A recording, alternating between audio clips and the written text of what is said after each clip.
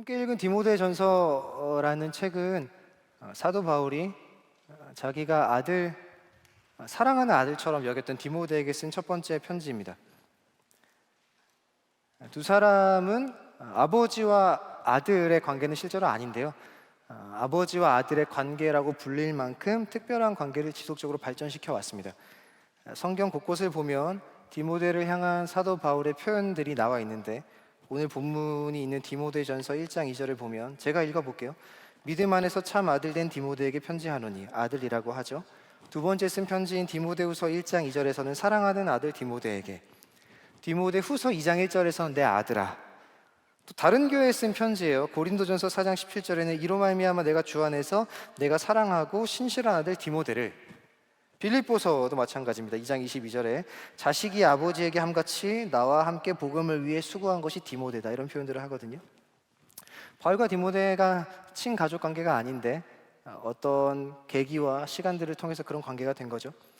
그런데 언제 이런 관계로 깊어지게 되었는가를 고민해 보면 성경에서 명확한 근거를 찾을 수는 없습니다. 추측해 보면 이렇게 많은 학자들이 동의를 해요.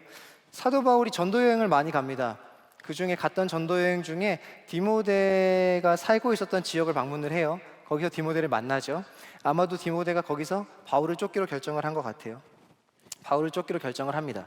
그래서 바울과 함께 바울의 전도 여행을 같이 다녀요. 그렇게 시간을 보내다가 자연스럽게 바울의 모든 여정을 뒤쫓다 보니 바울을 따라 살아가게 되는 존재로 자라게 됩니다. 바울과 디모데는 늘 함께 다녔던 거죠. 늘 붙어 있었습니다. 두 번째 질문이 있죠. 그럼 왜 굳이 같이 있는 사람에게 편지를 써야 된 이유는 무엇일까요? 늘 함께 다녔다면 굳이 디모데에게 편지를 감동을 주기 위해서 얼굴을 늘 보는 부부 사이에도 편지를 쓰기도 하지만 그런 건 아닌 것 같고, 늘 같이 붙어 다녔던 영적 아들인 디모데에게 바울이 편지를 쓸 수밖에 없었던 이유가 있습니다. 사도 바울이 전도 여행을 하다가 오래 머물렀던 장소가 몇 군데 있어요. 그 중에 대표적인 곳이 에베소입니다. 에베소라는 지역에는 2년 이상을 머물면서 거기서 가르치기도 하고 전도를 하면서 교회를 세워요. 그게 에베소 교회가 됩니다. 2년 이상을 머물러서 애정을 쏟아 그곳에 교회를 세우고, 그 후에 바울이 로마에 투옥이 돼요. 로마 감옥에 여러 번 투옥이 되는데 1차 투옥을 당하고 1차 투옥 석방한 다음에 자기가 여행을 하면서 세웠던 교회들이 잘 있는지 안부를 여쭙기 위해서 다시 한번 돌기 시작을 합니다. 그때 에베소 교회에 갔겠죠. 2년이나 머물렀으니까 굉장히 많은 애정을 담았던 교회였을 겁니다. 많은 애정을 담아서 머물렀던 그 교회를 봤는데 그 교회에 자기가 처음 가르쳤던 가르침 같은 것들은 사라지고 자신이 부재한 사이에 많은 영적인 문제들이 생긴 것을 발견하게 됩니다. 그것을 해결해야 되는데 바울은 여전히 남아있는 일정들이 많았던 거예요. 그러다 보니 그곳에 누구를 남길 수밖에 없었냐면 디모데를 남길 수밖에 없었습니다. 아마도 바울은 헤어질 때 금방 돌아올 수 있을 거라고 생각했을 거예요. 디모데에게 내가 곧 돌아올 테니 내가 있는 동안에 건강하게 세워졌던 가치를 다시 네가 회복하고 있길 바란다, 이렇게 디모데에게 부탁을 하고 떠났을 겁니다. 근데 그 뒤에 전도 여행 일정을 계속 하다 보니까 돌아갈 수 있는 상황이 아닌 거예요. 그러다 보니 문제 많고 힘들었던 그곳에 두고 온 아들에게 편지를 쓸 수밖에 없었던 상황이 되었던 겁니다. 그래서 처음으로 쓴 편지가 오늘 본문인 디모데전서입니다. 그러니 디모데전서는 편지인데 1차적으로 한 개인에게 쓴 거죠. 누구에게 쓴 거냐면 디모데에게 쓴 편지입니다. 근데 저희가 디모데에게 썼구나라고 보기에는 당시의 문화적인 이해가 조금 필요해요. 당시에는 사도나 영적 리더가 편지를 쓰면 그게 개인에게 쓴 것이건 누구에게 쓴 것이건 모든 사람이 있는 곳에서 읽어주는 전통적인 문화가 있었습니다. 예를 들면 이런 거죠. 바울이 디모데에게 편지를 썼어요. 1차적으로 디모데가 편지를 읽고 그거를 디모데가 있던 에베소 성도 모두가 이렇게 모여있는 자리에서 편지를 낭독하는 것이 문화입니다. 그게 어떤 목양적 차원에서의 사용이 되는 거죠. 그거를 염두에 둔 바울이 쓴 편지이기 때문에 이 디모데 전서는 1차적으로는 디모데 개인에게, 넓게는 디모데와 함께 신앙생활하고 있는 에베소 교회에게, 더 넓게는 에베소 교회를 떠나서 초대교회 모든 성도들과 결국엔 모든 그리스도인들에게 주고 싶었던 메시지가 디모데 전서 안에 있다라고 보시는 것도 무방합니다. 아무런 문제가 없어요. 1~2장에는 그래서 교회를 향한 메시지가 많고요. 3장 이후로부터는 진짜 개인적인 이야기가 많아요. 3장 이후로부터는 경건을 잘 훈련해라, 누군가에게 꼭 본이 되는 사람이 되라, 그리고 오늘 본문을 봤을 때는 너가 무언가를 할 때에 사람들을 대하는 태도는 이런 태도가 옳다, 진짜 개인에게 주는 것 같은데 오늘 본문 역시도 아까 얘기한 대로 디모데가 혼자 읽고 모두에게 읽어주는 것으로 봐서는 단순히 디모데 개인에게 주었다라기보다는 디모데 너가 1차적으로 이런 삶을 살기를 바라고, 두 번째로는 모든 그리스도인들이 이렇게 살기를 바라고, 그 그리스도인들이 모여있는 에베소 교회가 이러하기를 바라고, 에베소 교회를 넘어서 모든 교회가 이런 모습을 갖추기를 바란다라는 사도 바울의 마음이 있는 것으로 이해하는 것이 훨씬 더 건강할 것입니다. 그러니 결국 오늘 본문은 교회를 구성하고 있는 모든 그리스도인들이 앞으로 그리스도인으로 살게 된다는 것들은 어떤 것인지, 그리고 그리스도인들이 모여있는 교회는 어떤 모양이어야 하는지, 그리고 그 교회가 이 땅 가운데서 누리고 도래할 것을 기다리고 있는 하나님 나라를 바라는 삶은 어떤 것인지, 그리스도인은 어떠해야 되는지, 그들이 모인 교회는 어떠해야 되는지, 그 교회가 하나님 나라를 평생 소원하며 살 때 어떻게 살아야 되는지를 담아 놓은 것이 오늘 본문이 된다라는 것으로 이해하면 좋겠다라는 말씀을 드린 것입니다. 오늘 본문 이렇게 시작을 하죠. 표면적으로는 사람을 대하는 방식에 대한 이야기입니다. 1절, 2절 보시면 1절, 2절에는 네 부류의 사람이 등장을 합니다. 늙은이, 젊은이, 늙은 여자, 젊은 여자, 성별, 그리고 연령으로 구분된 네 가지 부류의 사람들이 등장을 하고 그 사람들을 대할 때 어떻게 대해야 되는지를 설명합니다. 어렵지 않아요. 늙은 남자를 대할 때는 아버지에게 하듯 하고, 젊은 남자에게는 형제에게 하듯 하고, 늙은 여자에게는 어머니에게 하듯 하고, 젊은 여자에게는 자매에게 하듯 하라. 결론은 이거죠. 가족처럼 대해라 라는 겁니다. 너가 살아가면서 만나게 될 모든 사람들에게 가족처럼 대하는 것이 옳다라는 이야기를 하는 건데, 오늘 본문을 읽으면서는 몇 가지 표현들을 가지고 그리스도인으로 산다는 게 어떠해야 되는지, 그리스도인이라는 이름을 달고 사는 사람들이 모인 교회 안에서는 어떤 일이 일어나야 되는지에 대한 부분을 조금 짚어보려고 합니다. 먼저 좀 주목해보고 싶은 표현이 있어요. 가족처럼 대하는데 첫 번째로 표현에 주목해보고 싶은 건 늙은 어른을 대할 때에 어떻게 대해야 하는가에 대한 표현입니다. 5장 1절이에요. 늙은이를 꾸짖지 말고 권하되 아버지에게 하듯 하며, 이렇게 말하는 거죠. 나이가 많은 남자 어른을 대할 때 꾸짖지 말고 권해 라고 말합니다. 이 표현 자체가 조금 의아하죠. 늙은 나이가 많은 남자 어른을 대할 때라는 전제는 디모데가 어리다라는 거죠. 디모데가 어리고 자기보다 나이 많은 남자를 대하는데 꾸짖을 수 있다라는 겁니다. 그러니까 저와 여러분이 관계를 하는데 여러분이 저를 꾸짖을 수 있는 거예요. 마땅히 그럴 수 있는 권한이 디모데에게 있었다라는 겁니다. 젊은 사람인데 늙은 남자를 꾸짖을 수 있는 권한이 있었다라는 거죠. 무슨 권한일까요? 간단합니다. 성경을 보면 디모데는 어린 사람이에요. 그래서 다른 조언을 하는 부분에서 이렇게 말합니다. 내 주위에 있는 사람들이 너의 연소함, 너의 나이 어림을 무시하지 않도록 너가 잘해야 돼 라고 이야기하는 것으로 봐서 디모데 굉장히 어리거든요. 근데 어린 사람이 어른을 꾸짖는다. 가능한 이유가 하나가 있습니다. 디모데에게는 영적 지도자로서의 권한이 있어요. 아까 얘기한 대로 바울이 디모데에게 교회를 맡겼죠. 에베소 교회를 맡겼습니다. 그러니 그 안에서 디모데가 가지고 있는 권한은 뭐냐면 영적 리더로서의 권한이 있는 겁니다. 한 공동체의 영적 지도자로서 책임을 부여받은 존재이기에 충분히 꾸짖을 수 있는 권한이 디모데에게는 있어요. 근데 바울의 권면을 잘 봐야 되죠. 이렇게 말하는 거죠. 너에게 꾸짖을 수 있는 권한이 있어. 그런데 꾸짖지 말고 친절하게 권해 라고 이야기를 합니다. 이건 어떤 교훈을 하는 거냐면 아까 얘기한 대로 모든 사람을 대할 때 가족처럼 대해 라는 그 이면에 담겨 있는 깊은 의미는 무엇이냐면, 우리가 누군가를 대할 때에 꾸짖지 말고 권해 라는 건 단순히 혼내지 말고 친절하게 말해야 되겠다라는 적용을 단순하게 하기보다는 훨씬 더 깊은 의미가 담겨 있는 거지. 이건 무엇이냐면 권한보다 중요한 것이 권한을 사용하는 방식이다라는 조언을 하고 있는 겁니다. 이게 디모데에게 주고 싶었던 바울의 첫 번째 권면이었어요. 디모데에게 권한이 있어요. 나이와 상관없이 누릴 수 있는 권한이 있습니다. 영적 지도자니까 영적 지도자로서 마땅히 나이와 상관없이 누군가에게 꾸짖을 수 있는 권한이 있는 거죠. 사용하는 건 아무 문제가 되지 않습니다. 근데 바울이 이렇게 얘기하는 거죠. 꾸짖지 말고 권해. 혼내지 말고 친절하게가 아니라 너에게 주어진 권한을 마땅히 사용할 수 있으나 그 권한을 사용하기에 앞서 가장 먼저 해야 할 일은 무엇이냐면 권한을 어떻게 사용할 것인지에 대한 고뇌가 훨씬 더 중요해 라는 이야기를 하고 있다는 거죠. 그리스도인으로 산다는 것, 그들이 모여있는 교회가 가져야 될 모습이라는 것, 우리가 충분히 고민해 봐야 될 첫 번째 모습은 이것이라 생각이 듭니다. 권한이 있으나 권한을 사용하는 방식을 깊이 고민하는 것. 바울이 지금 이 이야기를 하고 있는 거죠. 디모데, 너에겐 권한이 있다. 하지만 그보다 중요한 것은 부여받은 권한을 사용하는 방식이 훨씬 중요하다. 우리도 질문해 봐야겠죠. 목사님, 저는 권한이 별로 없어요.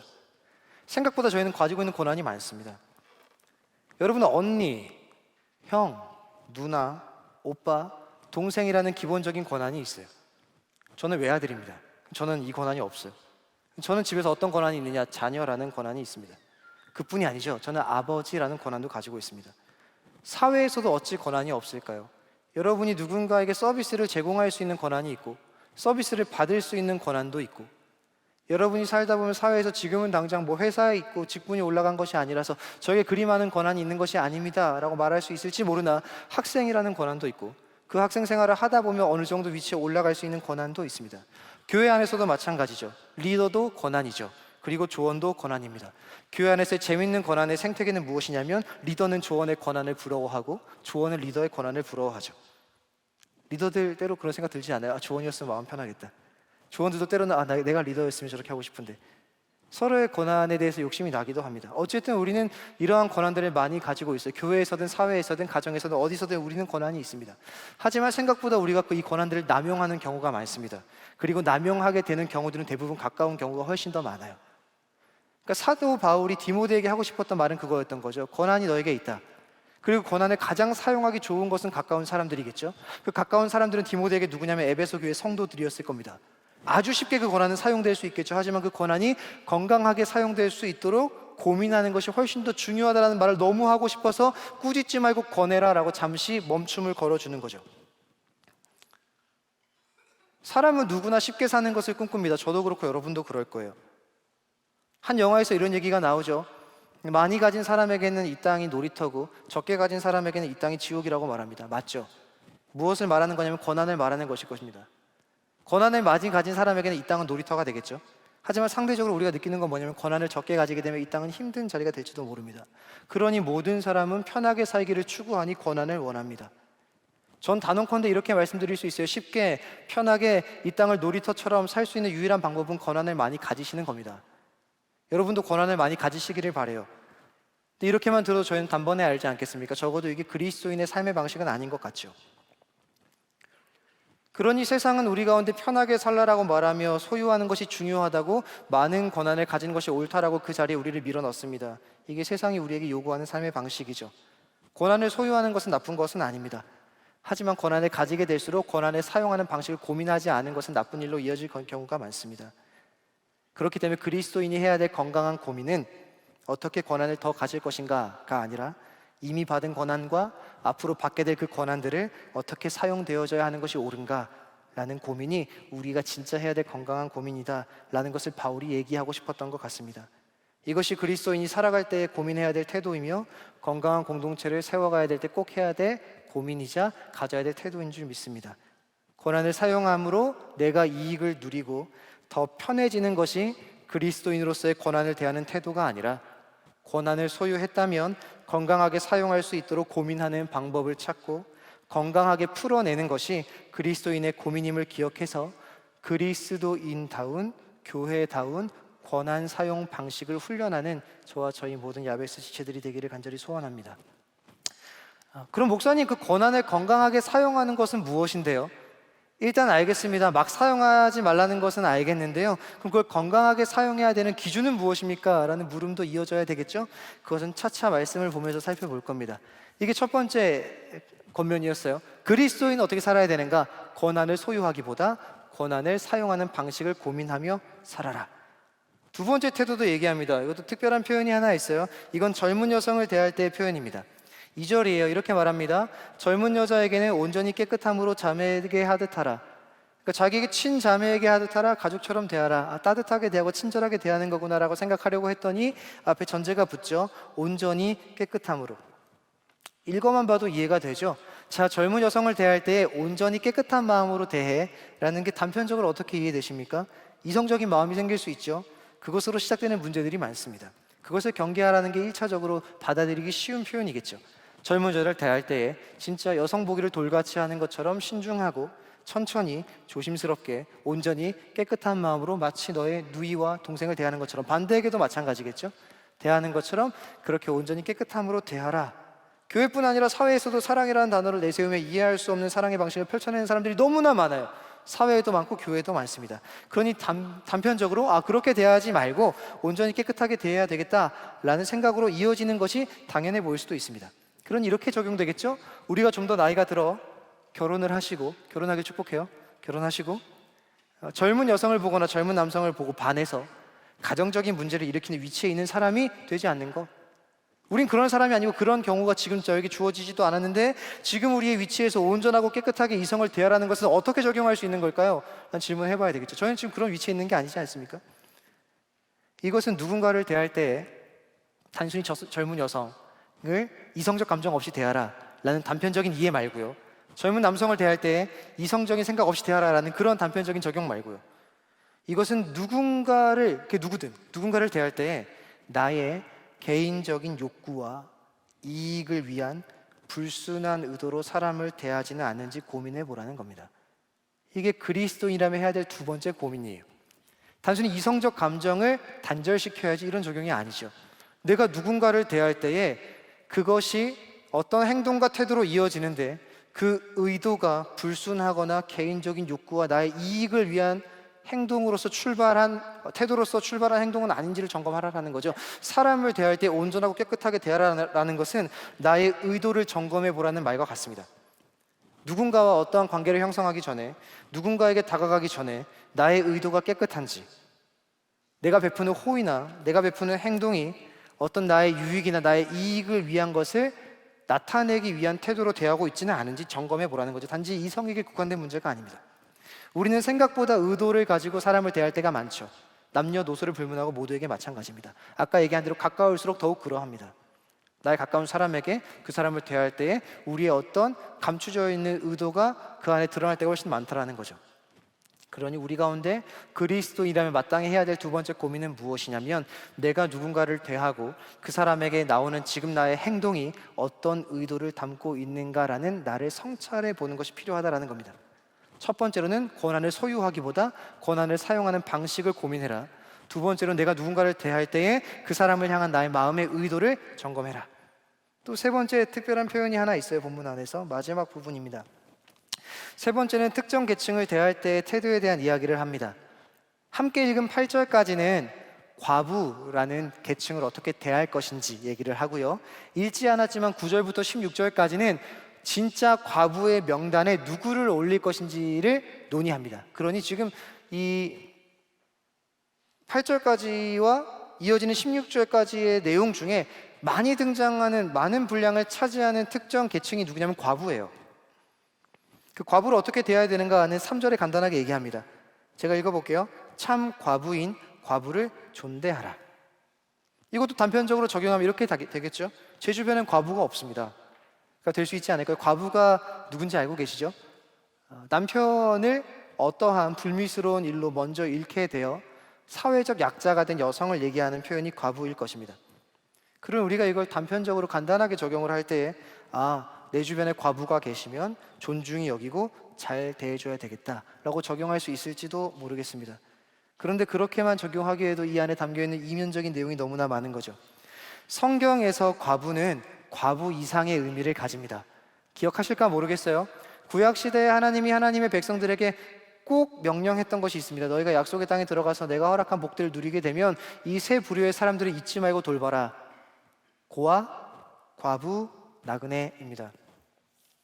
성경에서 고아, 과부, 나그네는 약자들의 대명사죠. 고아, 과부, 나그네, 발음이 잘 안 되네요. 고아, 과부, 나그네는 단순히 우리가 있는 그대로 부모가 없는 고아, 남편이 없는 과부, 집이 없는 나그네를 만나면 잘 돌봐줘야 되겠다라고 말하기에도 조금 적용이 아쉽습니다. 왜냐하면 이 세 부류의 사람들은 공통점이 있어요. 고아, 과부, 나그네는 공통점을 가집니다. 그 공통점은 뭐냐면 이들은 모두 결핍을 가진 사람들이에요. 고아는 부모에 대한 결핍이 있습니다. 과부는 남편에 대한 결핍이 있어요. 나그네는 집에 대한 결핍이 있습니다. 그러니 이걸 우리에게 적용을 하자면 오늘 본문에서 단순히 과부를 존대하라라는 건 진짜 과부를 만나면 잘 해줘라라는 것이 아니라 결핍을 가진 모든 사람들을 대하는 태도에 대한 이야기입니다.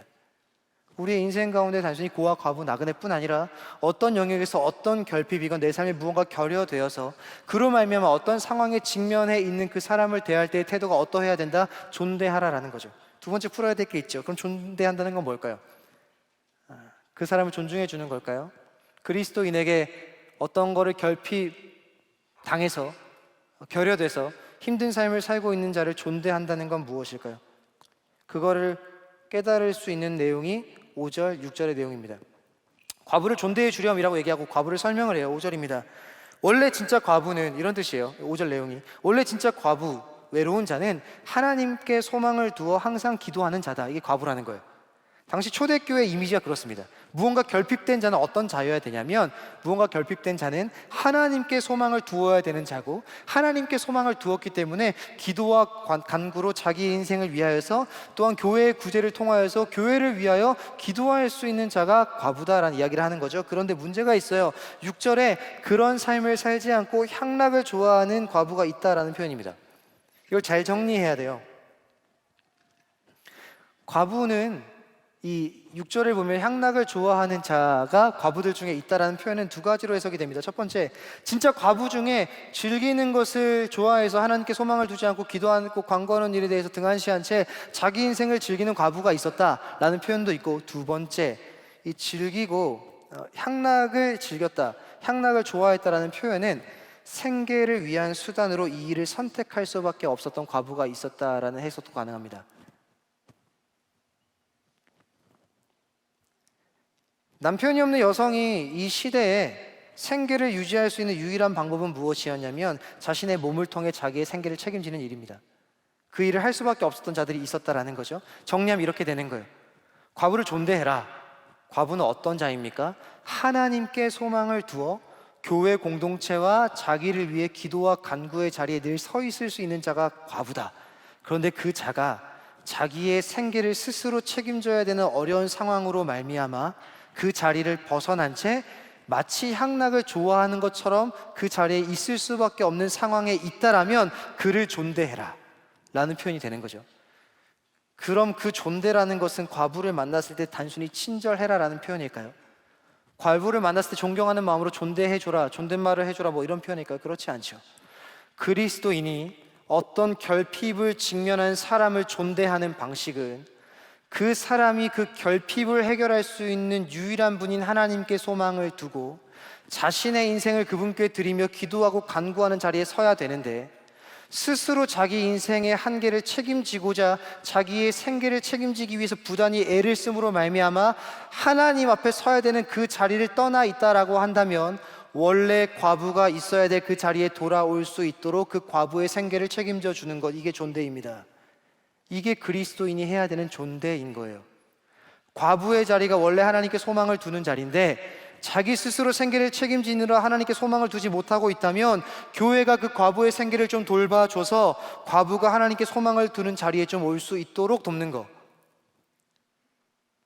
과부가 자기 인생의 생계를 책임지느라 하나님께 기도하며 간구하며 인생을 더 넓게 보고 크게 봐서 자기의 인생의 가치가 자기 인생을 스스로 책임지는 이 좁은 가치가 아니라 열방을 보고 교회를 보고 자기의 인생을 넓게 보고 그것을 위해 기도하고 간구할 수 있는 자리에 원래 있는 것이 과부인데, 없어서 비굴한 인생을 사는 것이 아니라 없어서 더 넓은 것을 볼 수 있도록 인도해 줘야 되는 것이 교회의 책임인데, 그 책임을 지지 못하는 상황에 있어서 그 과부를 자기들이 잘 돌봐줌으로 말미암아 자기 인생을 넘어 더 넓은 자리에서 하나님을 바라보며 기도하고 간구할 수 있는 자리에 서도록 도와주는 것, 이게 존대죠. 이게 그리스도인의 존대인 겁니다. 어쩔 수 없이 생계를 위해 물질을 의지하는 자리로 나아가는 사람이 다시 하나님께 소망을 둘 수 있도록 만들어주는 것, 그럴 수 있도록 돌보는 것, 이게 존대인 것입니다. 그 사람이 자신의 삶의 완전한 결핍을 하나님께 소망을 두고 그 안에서 해결할 수 있도록 돕는 것이 그를 존대하는 것이 되는 거죠.